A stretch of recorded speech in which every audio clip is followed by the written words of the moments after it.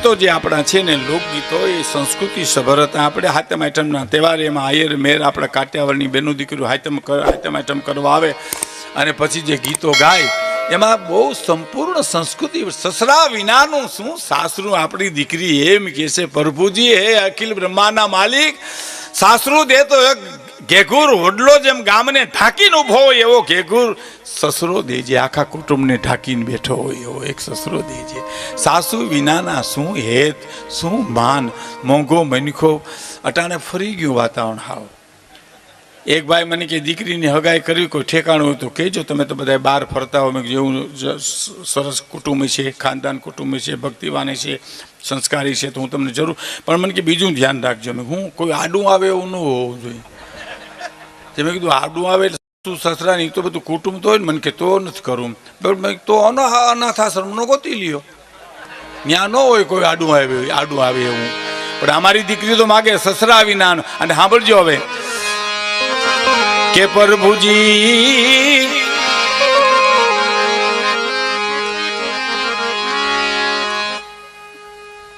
શું બોલે કે હા શું બોલતો, પ્રભુજી જેઠ વિનાનું સુસાસરું રે. પ્રભુજી જેઠ વિનાનું સુસાસરું રે. પ્રભુજી જેઠાણી વિનાના સુવાદ મોઘો. મનકો ફરી ફરી નહીં મળે રે. મનકો ફરી ફરી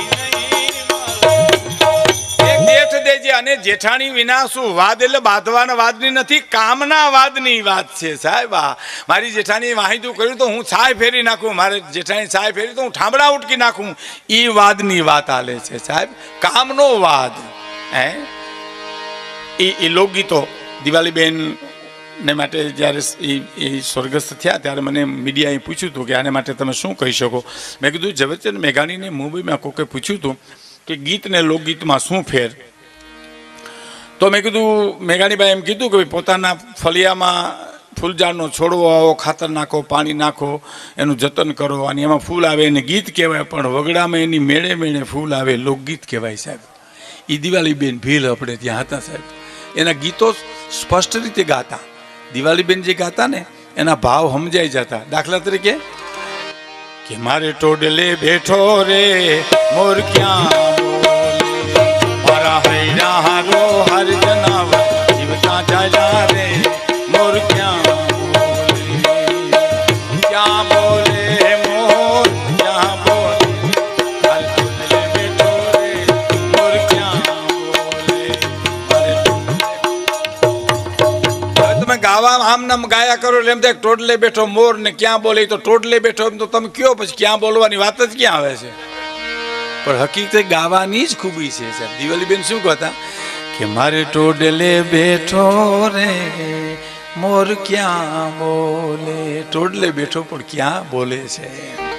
વિરહણી સ્ત્રીનું આ ગીત છે સાહેબ, વિરહ ખેલી. હા, રામબાઈ માએ ભવાણિયાથી જ્યારે વિદાય લીધી સાહેબ, મને આ પ્રસંગ બહુ ગમે છે.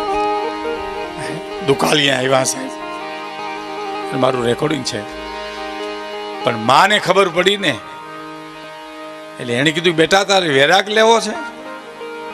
તો કે માં વેરાગ તો સ્ત્રી લઈને જ જન્મે છે. વેરાગ વિના કુટુંબ મૂકીને બીજા કુટુંબને પોતાનું કરે. વેરાગ વિના પુરુષને વેરાગમાં લેવો પડે, સ્ત્રીઓને વેરાગ લેવો ન પડે સાહેબ. હા, અને નીકળી ગયા દુકાલિયા લઈને. એક સાધુ મળ્યા ને કીધું બેન આવું રૂપ અને તમે ક્યાં જાઓ. આ રૂપનું શું થાય છે કે રૂપના રખવાળા કરવા મારો દ્વારકાધીશ વાળો આવશે. જેને રૂપ દીધું એ રખવાળા કરશે. પણ બાપુ એક માગણી કરું, આ રામસાગર બની દો તમારી પાસે. પણ બેટા તો રામસાગરને શું કરીશ કે રામસાગરમાં ભજનિયા ગાય લોકોના હૃદયમાં કરુણા પ્રગટાવીશ ને જે કાંઈ જુવાર બાજરો દેહે ને એ મારા દુકાલિયા અમને ખવડાવીશ સાહેબ. કલ્પના તો કરો. હૃદય ભીનું ન થાય ને એના વિના ઉગે નહીં સાહેબ કોઈ દી.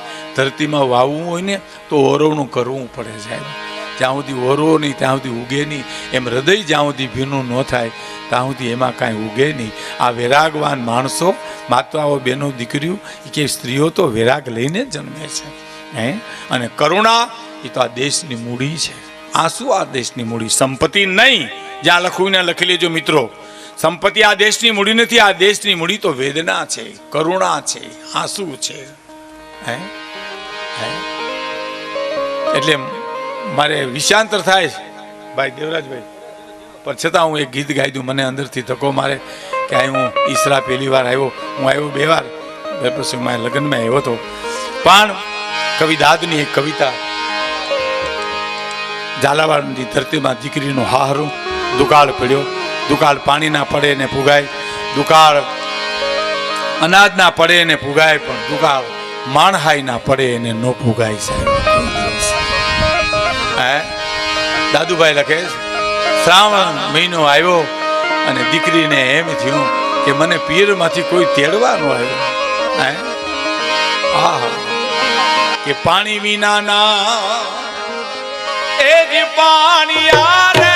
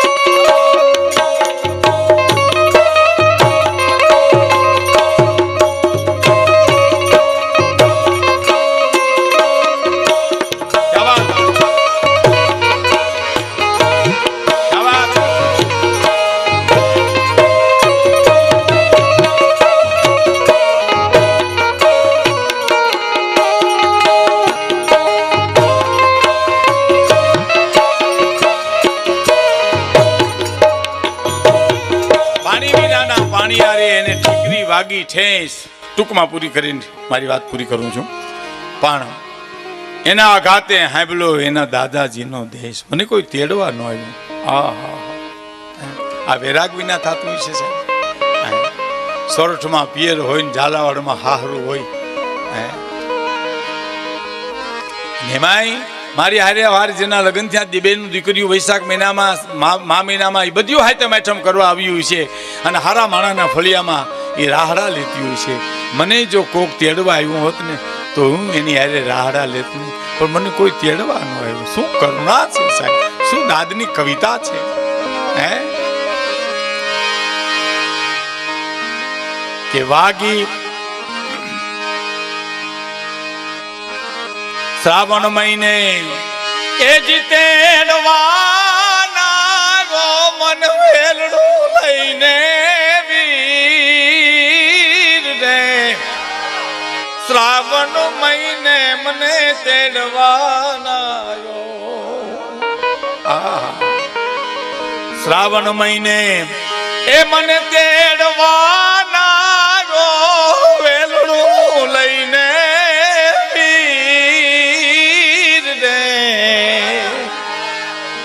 માના હેતની વીરડી રે દુકાળમાં ડૂકી ગઈ.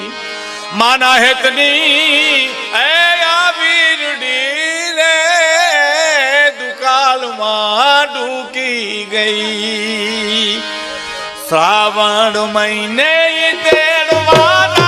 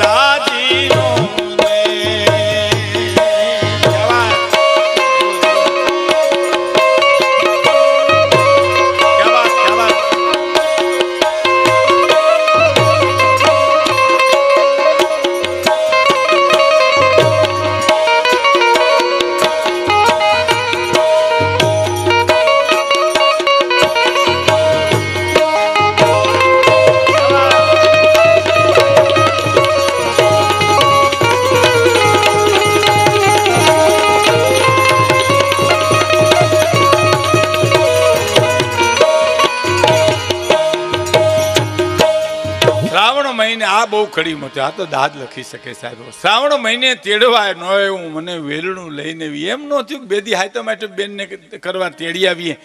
મારા માના હેતની વીરડી એ દુકાળમાં ડૂકી ગઈ. પાણી તો હોયા ગયા પણ મારા માના હેતની વીરડી વહી ગઈ, હુકાઈ ગઈ. આમાં શું શબ્દો છે સાહેબ, કલ્પના તો કરો. અને જો આવ્યો હોત તો રણકીન ના કાંબી એ જીરાહડે રે મારે દૃશ કે વાગ્યા ન ઢોલ રે રણકીન કાંબી રાહડે મારે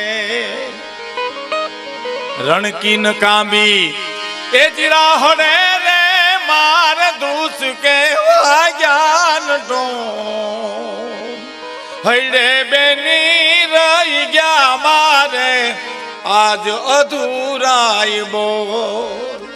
હૈડે બેની એ વાર રહી ગયા જો ને આજ અધૂરાય બોલ. રણકીન કાંબી રાહડે રે માર દૂસ કે વાગ્યા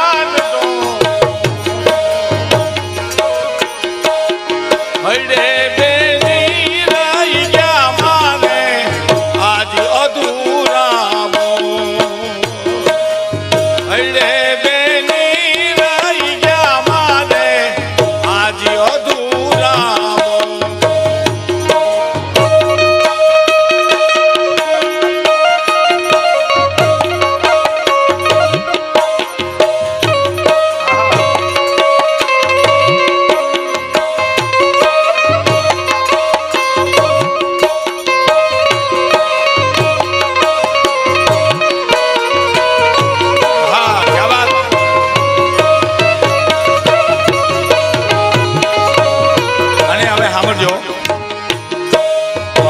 સમાણે કાટ કો પાપી વાલા પુખુજાવે રે એ પરસમાને જોન કાટ કો પાપી પરસમાણે કાટ કો પાપી અને વાલા પુખુજાવે